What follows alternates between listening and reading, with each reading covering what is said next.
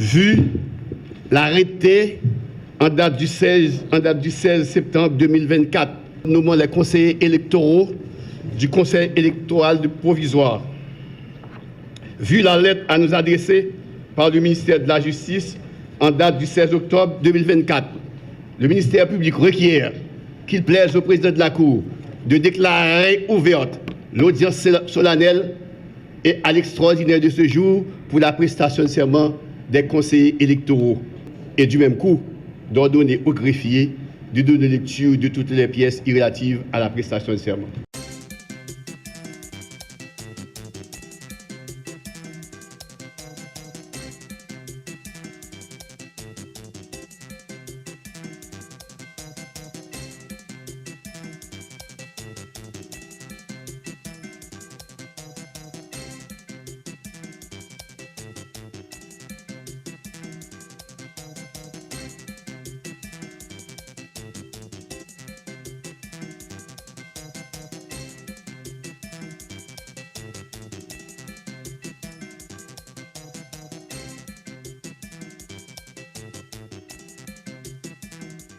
Je jure d'appliquer et de faire appliquer les dispositions de la loi électorale et de m'acquitter de ma tâche avec dignité, indépendance, impartialité et patriotisme.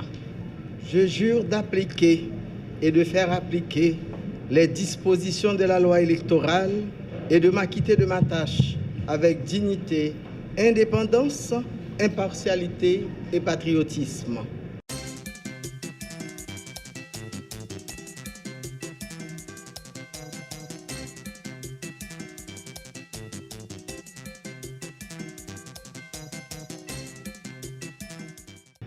Nous tenons, au nom de la Cour de cassation, à remercier l'administration et le staff de l'EMA, École de la magistrature, d'avoir mis cet espace à notre disposition à l'occasion de cette cérémonie de prestation de serment.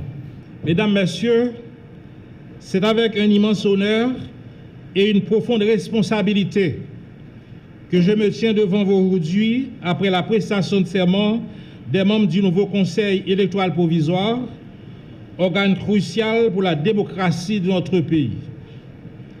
En tant que président de la Cour de cassation, je suis conscient de l'importance d'organiser des élections libres, justes et transparentes pour permettre à chaque citoyen de faire entendre sa voix et de choisir ses représentants dans tous les postes à pourvoir, du conseil d'administration de la section communale à la présidence.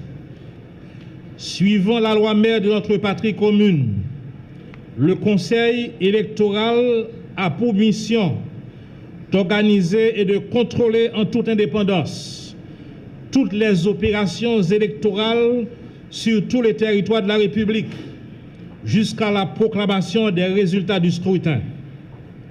Il est le contentieux de toutes les contestations soulevées à l'occasion soit des élections, soit de l'application ou de la violation de la loi électorale, sous réserve de toute poursuite légale à entreprendre contre le ou les coupables par devant les tribunaux compétents. C'est un devoir primordial pour assurer la stabilité politique, la légitimité des institutions et la confiance du peuple haïtien en ses dirigeants.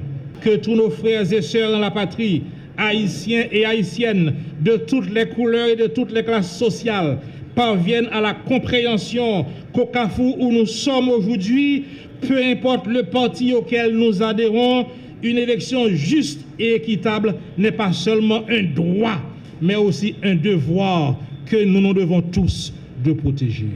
Les hauts dignitaires de l'État, ancêtres de l'illustre Cour de cassation de la République, devra entrer en fonction un nouveau conseil électoral provisoire, conformément aux vœux de la Constitution, des lois et surtout de la conjoncture socio-économico-politique. Mesdames et messieurs les conseillers électoraux, tout ne dépendra pas de vous, nouveaux membres de nouveau conseil électoral provisoire pour réussir la mission qui vous est confiée. Pareil à tout autre milieu, le corps social haïtien doit vous apporter son support intégral.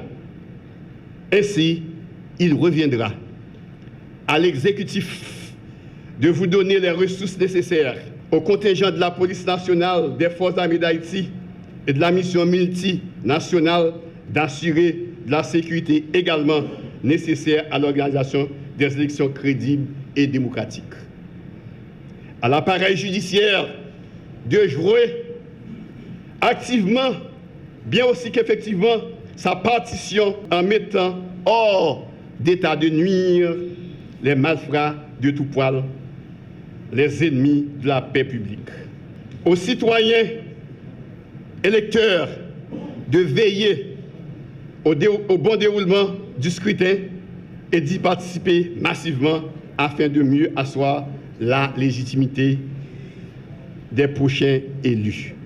Laissez-moi au prime abord remercier le recteur de l'université, les doyens et vice-doyens qui ont jeté leur dévolu sur ma personne pour représenter l'Université d'État d'Haïti au Conseil électoral provisoire. Le temps n'est plus au beau discours. Nous sommes embarqués sur le même bateau. Nous connaissons les affres, les turpitudes de la mer. Il nous faut un bon capitaine pour la bonne conduite de ce navire. Il nous faut agir ensemble. Notre plan d'action vise d'abord la sécurité et toujours la sécurité qui doit régner ici et partout dans le monde. Il nous faut des garanties pour la sécurité afin de mettre la société en confiance. La justice doit remplir son rôle. La justice est une garantie pour la paix. Elle met en confiance la population. Il faut que les criminels soient punis. Le sens de l'éthique doit être le leitmotiv de tous les conseillers. Nous devons avoir des idées nobles. Il faut arrêter de tergiverser. Passons de la parole aux actes. De 1987 à nos jours, aucune nomination n'a été faite dans le respect de la Constitution, puisque nous n'avons pas une cour constitutionnelle. Ce long conseil provisoire est devenu par la force des choses permanent. Et les deux sont désuets, susceptibles d'être abandonnés pour faire place tout simplement à un conseil électoral pour l'organisation des élections dans un délai de 5 ans qui sera inexorablement respecté. Pour ce faire, respectons les lois, les principes. Il faut mettre le peuple en confiance. Il faut qu'il sache que les conseillers travaillent pour lui, qu'il est impératif d'accomplir son devoir qui consiste à déposer son bulletin dans l'urne pour choisir ses représentants sans pression. Aujourd'hui, nous nous réunissons au lendemain d'une date qui résonne avec la mémoire de notre héros national, le père fondateur de la nation haïtienne, Jean-Jacques Dessalines, pour cette cérémonie de prestation de serment. Nous sommes ici pour poser un jalon déterminant pour la réussite de la transition. Après des années d'incertitude, de troubles et d'instabilité, au cours desquels il a été difficile de trouver le consensus nécessaire pour renouveler le personnel politique par la voie des urnes, ce qui nous a éloignés de plus en plus de l'ordre constitutionnel, le moment est enfin venu de poser les bases de ce retour à l'ordonnancement juridique dans l'administration du pays. La désignation des représentants des différents secteurs de la vie nationale pour constituer le Conseil électoral provisoire est un parcours long et difficile, qui aujourd'hui encore donne du fil à retordre. Finalement, nous avons l'honneur et la responsabilité ce matin de permettre la prestation de serment de 7 des 9 conseillers électoraux sous l'égide desquels seront organisés le référendum sur la réforme constitutionnelle et les élections tant attendues prévues pour la fin de l'année 2025. Je tiens en cette circonstance à rendre hommage à toutes les forces vives du pays, particulièrement les secteurs qui ont contribué à l'aboutissement de cette étape décisive. Leur dévouement, leur esprit d'abnégation et de consensus ont permis de franchir des obstacles qui à certains moments paraissaient insurmontables. C'est ainsi qu'aujourd'hui, nous faisons un pas essentiel vers la restauration de la légitimité de nos institutions. Chaque conseiller ou conseillère électorale qui sera installé aujourd'hui dans ses fonctions incarne l'espoir d'un peuple désireux de se faire entendre. Le travail n'est pas encore achevé.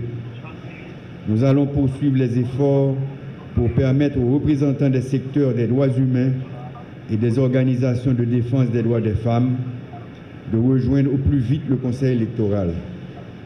Nous ne saurions prétendre bâtir une démocratie véritable sans leur présence et leur contribution.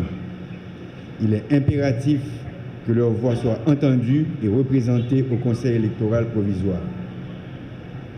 Mesdames, Messieurs les conseillers électoraux, permettez en ce moment que je vous présente les félicitations du Conseil présidentiel de transition, car vous avez su gagner la confiance d'institutions importantes et représentatives du pays.